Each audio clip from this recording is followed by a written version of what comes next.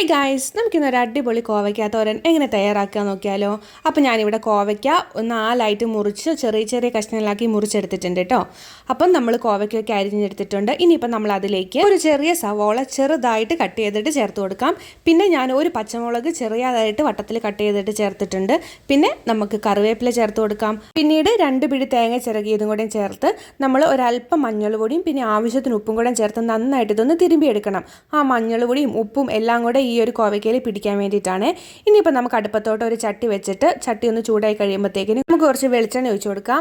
എന്നിട്ട് കടുക് പൊട്ടിച്ച് അതുപോലെ തന്നെ വറ്റൽമുളകും കൂടെ പൊട്ടിച്ചെടുക്കാം. എന്നിട്ട് നമ്മൾ നേരത്തെ തയ്യാറാക്കി വെച്ചിരിക്കുന്ന ആ ഒരു കോവയ്ക്കേൻ്റെ അരപ്പുണ്ടല്ലോ അതങ്ങോട്ട് ചേർത്ത് കൊടുക്കാം. എന്നിട്ട് നമുക്ക് എല്ലാം കൂടെ നന്നായിട്ടൊന്ന് മിക്സ് ചെയ്തതിന് ശേഷം നമുക്കിത് തട്ടിപ്പൊത്തി മൂടി അടച്ചു വെച്ചിട്ട് വേണം വേവിക്കാൻ വേണ്ടിയിട്ട്. ഒരു 10-15 മിനിറ്റ് നേരം നമ്മൾ വേവിച്ചാൽ മതിയായിരിക്കും. പക്ഷെ നമ്മൾ വെള്ളമൊന്നും ഒഴിക്കാത്ത കാരണം നമ്മൾ മൂടി തുറന്ന് അതിൻ്റെ ഇടയിൽ നമ്മൾ കുറച്ച് നേരം ഒന്ന് ഇളക്കി കൊടുക്കണേ.